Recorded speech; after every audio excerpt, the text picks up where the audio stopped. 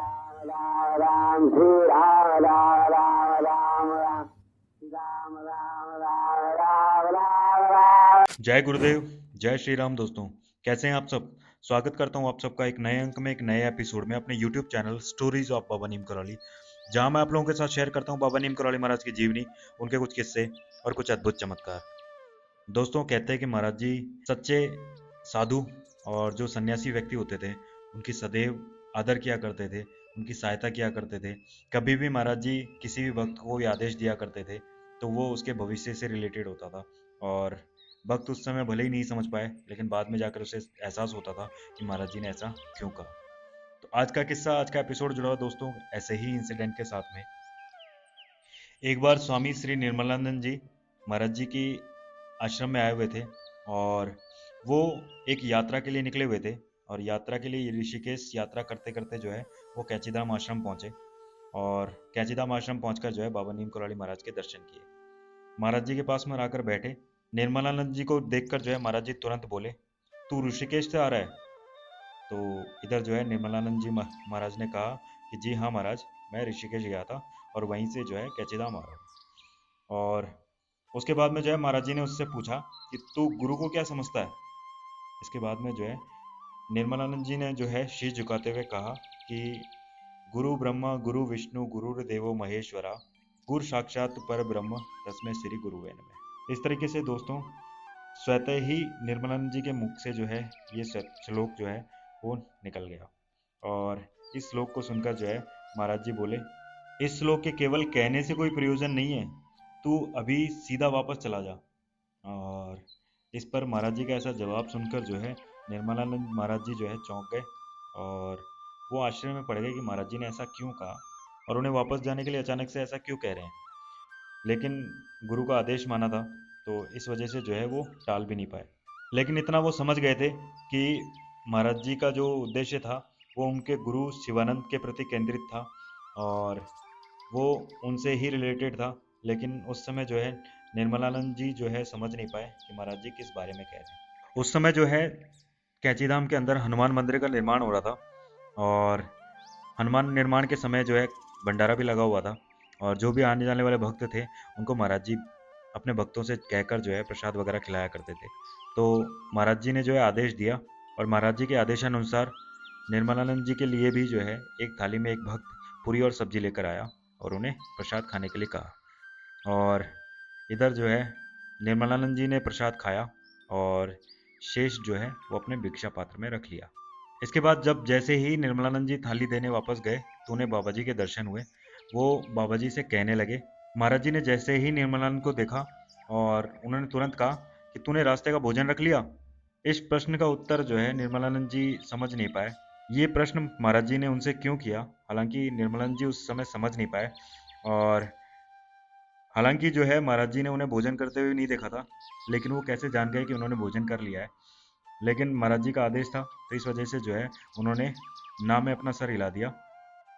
उसके बाद में एक भक्त जो है महाराज जी के लिए शुद्ध घी के बने हुए 1 किलो बेसन के लड्डू लेकर आया और महाराज जी को अर्पण किया। महाराज जी ने उसे तुरंत लिया और निर्मलानंद जी के हाथ में दे दिया और उससे कहा कि ले ये रख ले, रास्ते में तेरे काम आएगा। दोस्तों उस समय जो है महाराज जी को मेडिकल कॉलेज के छात्राओं ने घेर रखा था, और वो एक पेड़ की नीचे की शिला पर बैठे हुए थे। उसके बाद में जो है महाराज जी ने निर्मलानंद जी से पूछा कि तूने अपने गुरु को कब याद किया था। निर्मलानंद जी जो है शर्म से थोड़ा सा शर्मसार हो गए, क्योंकि इस तरीके से धार्मिक यात्रा पर निकले हुए उन्हें लगभग 6 महीने हो चुके थे, और 6 महीने से उन्होंने कभी भी अपने महाराज जी को याद नहीं किया था और ना उनकी सकुशलता ली थी। इसके बाद में महाराज जी ने निर्मलानंद जी को एक शिला के ऊपर बैठने के लिए कहा, एक पत्थर के ऊपर बैठने के लिए कहा। जैसे ही निर्मलानंद जी उस शिला के ऊपर बैठे, एकाएक उनके सामने जो है हिमालय पर्वत, गंगा जी और उनका जो आश्रम था उसका दृश्य आ गया, और आंखों के सामने वही सब कुछ चलने लगा जो उनके आश्रम के सामने का दृश्य होता है।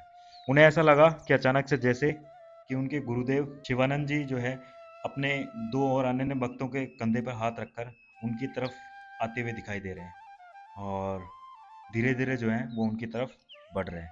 वास्तव में दोस्तों ये दृश्य जो था वो स्वयं बाबा जी देख रहे थे, महाराज जी स्वयं देख रहे थे, और इसीलिए उन्होंने जो है यही दृश्य स्वामी जी को भी दिखाया। और स्वामी जी निर्मलानंद जी जो थे वो ये दृश्य देखकर अचंभित हो गए और सक्के में पड़ गए। दोस्तों उसके बाद में महाराज जी निर्मलानंद जी के पास में आए और उनसे कहा कि तुम्हारा शिवानंद ऐसे ही आता है। और उसके बाद में जो है वो सारा जो दृश्य चल रहा था वो वापस कैंचीधाम के दृश्य के अंदर परिवर्तित हो गया। उसी समय दोस्तों एक फौजी महाराज जी के दर्शन करने के लिए आया हुआ था और उसने महाराज जी को दक्षिणा स्वरूप कुछ पैसे भेंट किए और उस पैसे में से महाराज जी ने कुछ पैसे तुकाराम को दिए और कुछ पैसे जो है निर्मलानंद जी को देने लगे। उनसे कहा कि ये लो, ये तुम रख लो। लेकिन निर्मलानंद जी ने कहा कि नहीं, मेरे पास में पैसे हैं और मुझे इसकी ज़रूरत नहीं है। लेकिन महाराज जी के आग्रह करने पर, महाराज जी के समझाने पर फिर वो जो है पैसे लिए और अपने पास में रख लिए। फिर उसके बाद में महाराज जी ने उनसे पूछा कि कैंची धाम की तरह तुमने कोई और जगह देखी है? और उसके बाद में जो है निर्मलानंद जी ने कहा कि मैंने लंका के अंदर कैंडी जगह देखी है और वो जगह माणिक गंगा की तरह है और बहुत ज़्यादा पवित्र है। वहाँ पर बहुत सारे दृश्य दिखाई देते हैं। फिर उसके बाद में महाराज जी बोले कि वहाँ सुपारी और नारियल के पेड़ हैं। फिर उसने निर्मलानंद जी ने हाँ कहा और उसके बाद में महाराज जी बोले कि वहाँ हाथिया करना आते हैं। उसके बाद में निर्मलानंद जी ने हाँ में अपना सर हिलाया। लेकिन निर्मलानंद जी ये सोचकर आश्चर्य में पड़ गए कि महाराज जी को इतना सब कुछ कैसे पता और महाराज जी कैसे जानते थे कि उनके दिमाग में वही दृश्य चल रहा था, सुपारी के पेड़, नारियल के पेड़ और हाथियों के आकर नहाने वाला दृश्य। और वही दृश्य जो है उनके दिमाग में चलता रहता था और इसी वजह से उन्होंने कैचीधाम आश्रम की तरह उस जगह को बताया था, जिस जगह के बारे में महाराज जी ने उनसे कहा। उसके बाद में जो है जैसे ही वो फौजी वापस जाने लगा, उसके बाद में निर्मलानंद जी को भी महाराज जी ने जो है उनके साथ में जाने के लिए कहा। हालांकि उस समय जो है निर्मलानंद जी महाराज जी के आश्रम में कुछ दिन रुकना चाह रहे थे, लेकिन महाराज जी ने उनसे जाने का आदेश दे दिया। उसके बाद में उन्होंने फौजी अफसर से कहा कि इसे अपनी कार में बैठा दे और हल्द्वानी स्टेशन छोड़ देना और वहाँ से इसे टिकट कटाकर इनके गुरु के आश्रम की तरफ रवाना कर देना। उसके बाद में जो है निर्मलानंद जी जो है वो महाराज जी के साथ में आए और गाड़ी के पास में बैठे। महाराज जी ने उनसे कहा कि चलो गाड़ी में बैठो और अब सीधे जो है अपने गुरु के आश्रम चले जाना। महाराज जी का ऐसा आदेश सुनकर जो है वो अचंभित थे कि महाराज जी अचानक से उन्हें ऐसा क्यों कह रहे हैं और क्यों उन्हें जो है कैंची धाम में रुकना नहीं चाहते, लेकिन वो उस समय नहीं समझ पाए। तो वो गाड़ी में बैठ गए और उधर जो है फौजी अफसर उनको लेकर जो है वो हल्द्वानी स्टेशन आया और उनसे कहा कि आप बताइए आपको कहाँ का टिकट लेना है। इधर निर्मलानंद जी ने जवाब दिया कि मैं तो कैंचीधाम आश्रम में रुकना चाह रहा था और अभी तक जो है कई जगह की यात्रा भी बाकी है, मैं अभी हरिद्वार की तरफ जाना चाह रहा हूँ। इसके बाद में फिर उस अफसर ने कहा कि महाराज जी ने उन्हें कहा है कि उन्हें तुरंत जो है उनके आश्रम की टिकट कटवा कर उन्हें बैठा दिया जाए। लेकिन इधर जो है निर्मलानंद जी महाराज जी चौंक गए कि महाराज जी ने ऐसा आदेश क्यों दिया है और ऐसा क्यों चाहते हैं कि वो तुरंत जो है अपने गुरु के आश्रम पहुंच जाए। इस तरीके से दोस्तों 20 दिन तक लगभग जो है स्वामी श्री निर्मलानंद जी हरिद्वार, बरेली और इज्जत नगर में रहे और अंततः जो है इज्जत नगर में अपने गुरु शिवानंद जी के एक भक्त के यहाँ चले गए, जहाँ पे उनका सूटकेस पड़ा हुआ था और जहाँ से उन्होंने यात्रा आरंभ करी थी।